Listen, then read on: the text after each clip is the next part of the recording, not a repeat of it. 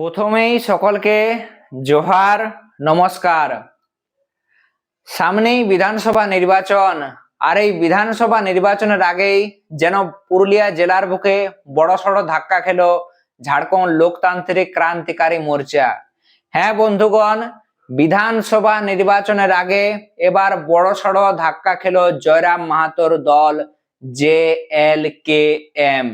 এমনটা কেন বলছি না, গতকাল ঝাড়খণ্ড লোকতান্ত্রিক ক্রান্তিকারী মোর্চার যিনি জেলা সভাপতি রয়েছেন সজল মাহাতো, সেই সজল মাহাতো গতকাল পুরুলিয়া জেলা সভাপতির পদ থেকে ইস্তফা দেয় এবং তারপর থেকেই পুরুলিয়াবাসীর মনে একটা প্রশ্ন উঠতে শুরু করে, একটা বললে ভুল হবে, যে বিভিন্ন প্রশ্ন উঠতে শুরু করে, তাহলে এবার বিধানসভা ভোটের আগে বা বিধানসভা ভোটে কি মুখ থুবড়ে পড়তে চলেছে ঝাড়খণ্ড লোকতান্ত্রিক ক্রান্তিকারী মোর্চা, অর্থাৎ জয়রাম মাহাতোর এই যে রাজনৈতিক দল রয়েছে, এই যে ঝাড়খণ্ডী দল রয়েছে, সেই দল কি এবার বিধানসভা নির্বাচনের আগেই মুখ থুবড়ে পড়তে চলেছে? সেই সমস্ত কিছু প্রশ্নের উত্তর আজকের এই ভিডিওতে খোঁজার চেষ্টা করব। তো অবশ্যই সকলেই সঙ্গে থাকো এবং কন্টিনিউ ভিডিওটি দেখতে থাকো। তো প্রথমেই একটা কথা বলে রাখি যে 2026-এর যে বিধানসভা নির্বাচন, সেই বিধানসভা নির্বাচনকে পাখির চোখ করে আমরা দেখি।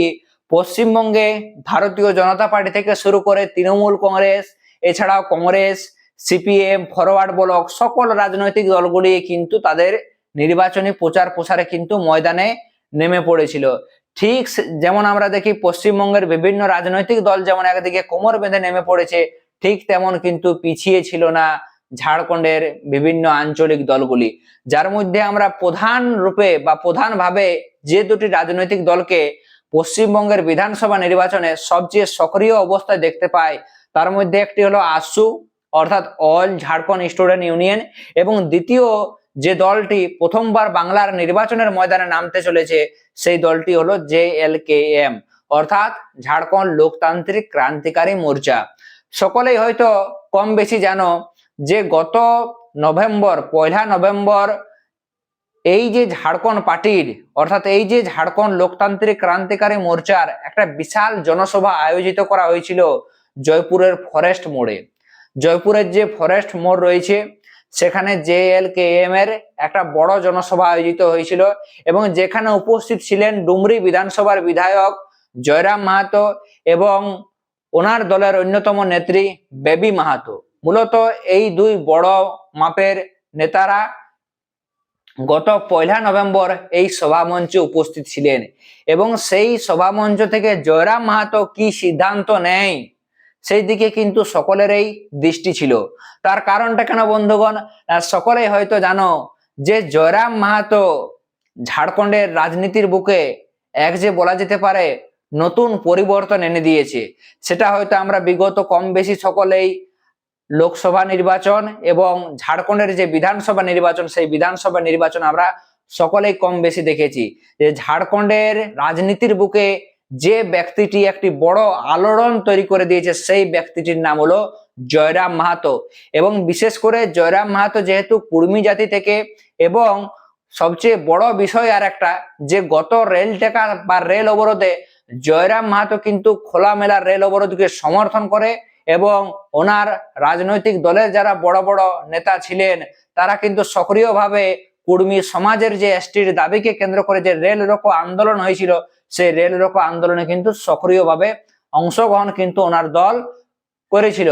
এবং তারপর থেকে বিশেষ করে আমাদের জঙ্গলমহল তথা পুরুলিয়াতে কুর্মী জাতি যেহেতু নির্ণায়ক ফ্যাক্টর বা একটা বড় ভূমিকা পালন করে ভোট ব্যাংকে, তাই সকলের মনের একটা বড় প্রশ্ন তৈরি হয়েছিল যে জয়রাম মাহাতো যদি এই পুরুলিয়া বা জঙ্গলমহলের রাজনীতির ময়দানে যদি নামে এবং তারা যদি সরাসরি লড়াই করে তাহলে তার বড় প্রভাব কিন্তু এই জঙ্গলমহলের ভোট ব্যাংকে আমরা কম বেশি দেখতে পাবো। তো সেই মতো দেখা যায় গত নভেম্বরে পুরুলিয়ার জয়পুরের ফরেস্ট মোড়ে এক বিরাট জনসভা হয় এবং সেই জনসভাতে জয়রাম বড় ঘোষণা করে। সেই ঘোষণাটা কি, তারা এবার জঙ্গলমহলের সকল বিধানসভাগুলিতে সরাসরি নির্বাচনে নামবে, অর্থাৎ 2026-এ পশ্চিমবঙ্গে যে বিধানসভা নির্বাচন রয়েছে সেই বিধানসভা নির্বাচনে জঙ্গল মহলের জল জঙ্গল জমিনের অধিকার রক্ষার জন্য তারা কিন্তু সরাসরি লড়াই করবে। আর তার এই বার্তা কোথাও না কোথাও জঙ্গল মহলের রাজনীতির বুকে একেবারে ঢেউয়ের মতো ছড়িয়ে পড়ে এবং শুধু ছিল মাত্র সময়ের অপেক্ষা আগামী দিনে জয়রাম মাহাতো কি সিদ্ধান্ত নেয়। এবং এই যে জয়পুরের ফরেস্ট মোড়ে হওয়া জনসভাতে যে পরিমাণ ভিড় লক্ষ্য করা গিয়েছিল, তো স্বাভাবিক ব্যাপার, সেই ভিড় দেখে হয়তো অনেকেই মনে করেছিল যে আগামী দিনে অর্থাৎ 2026-এর বিধানসভা নির্বাচনে জয়রাম মাহাতো কিন্তু জঙ্গল মহলের বুকে কিং মেকারের ভূমিকা পালন করতে চলেছে। ঠিক তারপরেই দেখা যায় জয়রাম মাহাতো তার যে দল রয়েছে সেই দলকে কিভাবে পুরুলিয়া জেলার বুকে বিশেষ করে মজবুত ভাবে প্রতিষ্ঠিত করা যায় সে নিয়ে তারা কমিটি গঠন করে। পুরুলিয়া জেলাতে জেলা সভাপতি পদ থেকে অঞ্চল কমিটি, ব্লক কমিটি, বিভিন্ন কমিটি তারা গঠন করে এবং সেই সমস্ত কমিটি দেখা যায় একের পর এক অঞ্চলে তারা মিটিং করে। বিভিন্ন জায়গায় যারা যুবকরা রয়েছেন, বিশেষ করে যুবকদের যে উৎসাহ জয়রাম মাহাতোর দলের প্রতি, সেই উৎসাহ কিন্তু আমরা বিপুল পরিমাণে দেখতে পাই। বিভিন্ন জায়গাতে তারা সক্রিয়ভাবে অংশগ্রহণ করে এবং ঠিক তারপরে দেখা যায় আরো একটা জনসভা হয়। সেই জনসভাটা কোথায় হয়েছিল? পুরুলিয়া জেলার ট্যাক্সি স্ট্যান্ডের বুকে। এবং সেই জনসভাতে কিন্তু খুব একটা ভিড় লক্ষ্য করা যায়নি। এবং ঠিক তারপরে দেখা যায় আবারও একটা জনসভা হয়, যেটা ঝালদার যে তুলিন এলাকা রয়েছে, তুলিন সংলগ্ন এলাকা, সেই এলাকাতেও কিন্তু জয়রাম মাহাতোর এক বিরাট জনসভা হয়। এবং সেই জনসভাতে একটা বড় বিষয় দেখা যায়। সেই বিষয়টা কি না, তৃণমূল কংগ্রেসের তরুণ তুর্কি নেতা এবং 2021-এর নির্দল প্রার্থী দিব্যজ্যোতি সিংদেব সরাসরি JLKM এ যোগদান করে। ঝাড়খণ্ড লোকতান্ত্রিক ক্রান্তিকারী মোর্চা যে দল রয়েছে সেই দলে কিন্তু এই তরুণ তুর্কি নেতা যোগদান করে। তারপর থেকে বিশেষভাবে একটা চর্চা শুরু হয় যে তাহলে এত বড় নেতার সরাসরি জয়রামের দলে যোগদান, তা আগামী দিনে তো রাজনীতির বুকে একটা বড়সড় প্রভাব ফেলবে। তাহলে বড়সড় কি কোনো টক্কর হতে চলেছে পুরুলিয়ার তৃণমূল থেকে শুরু করে বিজেপি অন্যান্য রাজনৈতিক দলগুলোর মতো? কি এবার জয়রামের যে দল রয়েছে সেই দলকে এবার সরাসরি টক্কর দেবে? এই নিয়ে কিন্তু বিভিন্ন প্রশ্ন উঠতে শুরু করে। ঠিক তারপরেই দেখা যায় JLKM এ বড়সড় ভাঙন। সেই ভাঙনটা কখন হয় না, দিব্যজ্যোতি সিংদেব একদিকে যেমন তুলিনের জনসভাতে উনি তৃণমূল কংগ্রেস ছেড়ে ঝাড়খণ্ড লোকতান্ত্রিক ক্রান্তিকারী মোর্চাতে যেমন উনি যোগদান করেন, ঠিক তার বেশ কিছুদিন পরেই আমরা লক্ষ্য করি যে বাগমুন্ডিতে অভিষেক ব্যানার্জির যে জনসভা হয়, সেই জনসভা থেকে JLKM এর পুরুলিয়া জেলার প্রথম সারির নেতা গোপাল মাহাতো কিন্তু কাইচি ছাপ ত্যাগ করে সরাসরি অভিষেক ব্যানার্জির হাত ধরে তৃণমূল কংগ্রেসে যোগদান করে। আর বিধানসভা ভোটের আগে এই যে একজন প্রথম সারির নেতা সরাসরি যে তৃণমূলে যোগদান করে, তা কোথাও না কোথাও একটা বলাই যেতে পারে যে আগামী দিনে একটা বড় খারাপ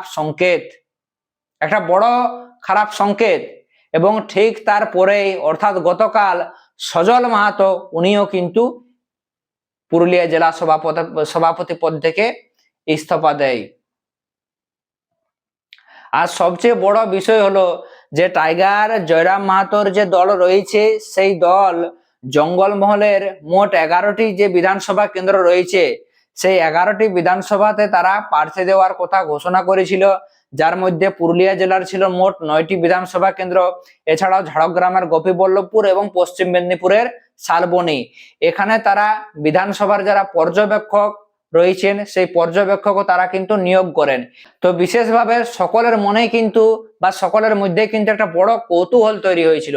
সেই কৌতূহলটা কি, তাহলে এইবার অর্থাৎ এই 2026-এর বিধানসভা নির্বাচনে JLKM অর্থাৎ জয়রাম মাহাতোর পার্টি থেকে কারা কারা টিকিট পেতে চলেছে, কারা কারা এবার টিকিট পাবে, সেই ব্যাপারে কিন্তু বহু মানুষের মধ্যে একটা কৌতূহল তৈরি হয়। এবং শেষ পর্যন্ত রেজাল্ট কি হয় না, পুরুলিয়া জেলার 9টি বিধানসভা কেন্দ্রে কিন্তু JLKM তার প্রার্থী দিতে পুরোপুরিভাবে ব্যর্থ হয়। শুধুমাত্র দেখা যায় পুরুলিয়া জেলার যে মোট দুইটি বিধানসভা, 9টা বিধানসভার মাত্র 2টি বিধানসভা জয়পুর এবং বাগমুন্ডি বিধানসভা কেন্দ্রে তারা প্রার্থী দেয়। জয়পুর বিধানসভা কেন্দ্র থেকে প্রার্থী হয় প্রাক্তন তৃণমূল নেতা, অর্থাৎ যিনি তৃণমূল কংগ্রেস ছেড়ে JLKM এ যোগদান করেছে, দিব্যজ্যোতি সিংদেব। এবং অপরদিকে বাগমুন্ডি বিধানসভা কেন্দ্রে প্রার্থী হন মনোজ কুমার মাহাতো। এবং তৃতীয়ত পুরুলিয়া জেলারও প্রার্থী নাম ঘোষণা হয়, পুরুলিয়া জেলা বললে ভুল হবে, পুরুলিয়া বিধানসভা কেন্দ্র প্রার্থীর নাম ঘোষণা করা হয়। সেখানে প্রার্থী করা হয় সজল মাহাতোকে, সেখানে প্রার্থী হিসাবে ঘোষণা করা হয় গত 2 তারিখে। এবং দেখা যায় যে সজল মাহাতো গতকাল ফেসবুক লাইভে এসে উনি যেটা মন্তব্য করেছেন, ওনার কাছে কিন্তু দলের সাপোর্ট বা সমর্থন নেই। সবচেয়ে বড় ব্যাপার, দলের যে টিকিট, সেই টিকিট কিন্তু উনি পায়নি। এবং দলের যে সমর্থন, দলের নেতাদের যে সমর্থন করার প্রয়োজন ছিল, সেই সমর্থনও কিন্তু সজল মাহাতো পায়নি। এবং তাই দুঃখের সাথে উনি গতকাল সোশ্যাল মিডিয়াতে এসে মন্তব্য করেছেন যে আমি পুরুলিয়া জেলা সভাপতি পদ থেকে, অর্থাৎ JLKM এর উনি পুরুলিয়া জেলা সভাপতি ছিলেন, সেই পদ থেকে কিন্তু গতকাল উনি স্বেচ্ছায় ইস্তফা দেন। যেহেতু নমিনেশনের আগে যে প্রক্রিয়া হয়, সেই প্রক্রিয়া সম্পূর্ণ করার জন্য যেভাবে তার দলের সাপোর্ট দেওয়ার প্রয়োজন ছিল, সেই সাপোর্ট কিন্তু সজল মাহাতো পায়নি। তাই দল থেকে কিন্তু দুঃখের সাথে উনি জানিয়েছেন যে আমি JLKM এর যে সভাপতি পদ রয়েছে, জেলা সভাপতি, সেই জেলা সভাপতি পদ থেকে ইস্তফা দিচ্ছি।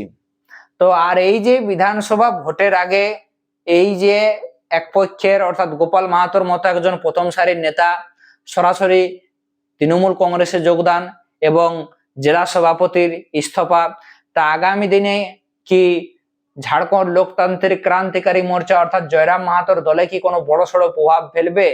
যদি বলো বন্ধুগণ, সেই রকম কোনো প্রভাব কিন্তু পড়বে না। তার কারণটা কেন না, জয়রাম মাহাতোর যে রাজনৈতিক দল রয়েছে, সেই রাজনৈতিক দল মূলত আমরা যদি বিশেষ করে লক্ষ্য করি, পুরুলিয়া জেলার পশ্চিমাঞ্চলের মধ্যে সবচেয়ে বেশি পরিমাণে সক্রিয় রয়েছে। এবং সবচেয়ে বড় বিষয় হলো যে জয়রাম মাহাতোর এই যে রাজনৈতিক দল, সেই রাজনৈতিক দল পুরুলিয়া জেলার বুকে সেই রকম কোনো প্রভাব না ফেলতে পারলো। বিশেষভাবে জয়পুর বিধানসভা কেন্দ্রে কিন্তু এই রাজনৈতিক দল যথেষ্ট প্রভাব ফেলতে পারে বা প্রভাব ফেলার সম্ভাবনা রয়েছে। তার কারণটা কেন বলছি না, চলো তোমাদেরকে বেশ কিছু আগে ছবি দেখায়, যা তোমরা এই মুহূর্তে সরাসরি দেখতেই পাচ্ছ। জয়পুর বিধানসভা কেন্দ্রের যিনি প্রার্থী রয়েছেন দিব্যজ্যোতি সিংদেব, অর্থাৎ জয়রাম মাহাতোর দল থেকে যিনি প্রার্থী হয়েছেন, উনি যেভাবে প্রচার করছেন এবং প্রচারে গ্রামে গ্রামে যেভাবে শত শত মানুষ তার র্যালি বা তার সভাতে যেভাবে অংশগ্রহণ করছে, তার থেকে একটা বড় বিষয় বলাই যেতে পারে যে যেহেতু জনতা জনার্দন, জনতার উপরে কিন্তু নির্ভর করে এই জয়পুরের বিধানসভা সিটটা কার দখলে। তো যেভাবে তার র্যালি বা সভাতে যে পরিমাণে ভিড়টা লক্ষ্য করা গেছে আপাতত, তা দেখে একটা বিষয় কিন্তু বোঝাই যেতে পারে যে এই বিধানসভা কেন্দ্রে কিন্তু জয়রাম মাহাতোর দল কম বেশি হলো কিং মেকারের ভূমিকা পালন করতে চলেছে, কম বেশি হলেও কিন্তু কিং মেকারের ভূমিকা পালন করতে চলেছে। আমরা দেখতে পাই বিশেষ করে নমিনেশনের সময়, অর্থাৎ দিব্যজ্যোতি সিংদেব যখন নমিনেশন দেয়, সেই নমিনেশনের সময় কিন্তু উপস্থিত হয়েছিলেন ডুমরি বিধানসভার MLA জয়রাম মাহাতো। এবং জয়রাম মাহাতোর পা ছুঁয়ে আশীর্বাদ নেন এখানকার তৃণমূল কংগ্রেস প্রার্থী অর্জুন মাহাতো, যা বলা যেতে পারে রাজনীতির বুকে একটা বড় সড় দৃষ্টান্ত, যা তোমরা এই মুহূর্তে সকলে সরাসরি দেখতে পাচ্ছ। যে তৃণমূল কংগ্রেসের যিনি প্রার্থী রয়েছেন অর্জুন মাহাতো, সেই অর্জুন মাহাতো জয়রাম মাহাতোর পা ছুঁয়ে কিন্তু আশীর্বাদ নেয়, যা রাজনীতির বুকে এক বড় সড় দৃষ্টান্ত।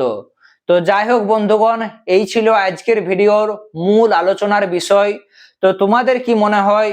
কারণ আমার যতটা মনে হয়েছে যে জয়রাম মাহাতোর যে রাজনৈতিক দল রয়েছে, সেই রাজনৈতিক দল জয়পুর বিধানসভা কেন্দ্র ছাড়া অন্য কোনো জায়গাতে সেই রকম কোনো প্রভাব তারা ফেলতে পারবে না। স্বাভাবিক ব্যাপার, যেহেতু পুরুলিয়া জেলার মোট 9টি বিধানসভা কেন্দ্রের মধ্যে তারা মাত্র 2টি বিধানসভা কেন্দ্রে তারা প্রার্থী দিয়েছে, এবং বিশেষ করে যে বিধানসভা কেন্দ্রটি সবচেয়ে চর্চার কেন্দ্রবিন্দুতে রয়েছে তা হলো জয়পুর বিধানসভা কেন্দ্র। কারণ একমাত্র জয়পুর বিধানসভা কেন্দ্রতেই JLKM অর্থাৎ ঝাড়খণ্ড লোকতান্ত্রিক ক্রান্তিকারী মোর্চার প্রচারে, মিটিং এ, মিছিলে যথেষ্ট পরিমাণে শত শত মানুষের অংশগ্রহণ দেখা গেছে। তা দেখে বোঝাই যেতে পারে যে একমাত্র জয়পুর বিধানসভা কেন্দ্র হলো সেই বিধানসভা কেন্দ্র যেখানে আগামী দিনে জয়রাম মাহাতোর দল কিন্তু কিং মেকারের ভূমিকা পালন করতে চলেছে। তো এই যে বিশেষ করে একটা বিষয়, জয়রাম মাহাতোর দল যেখানে তারা ঘোষণা করেছিল যে JLKM পুরুলিয়া জেলার 9টি বিধানসভা কেন্দ্রে তারা লড়াই করবে, তাহলে কি এমন কারণ হইতে পারে যে তারা বাকি জায়গাতে তাদের পক্ষে প্রার্থী দেওয়া সম্ভব হয়নি? এই বিষয়ে অবশ্যই বন্ধুগণ তোমরা তোমাদের মতামত কিন্তু নিচে কমেন্ট বক্সে কমেন্ট করে জানাবে। ততক্ষণ অবধি সকলকে জোহার, নমস্কার জানিয়ে আজকের মতো আলোচনার বিষয়টি এখানেই সমাপ্ত করছি।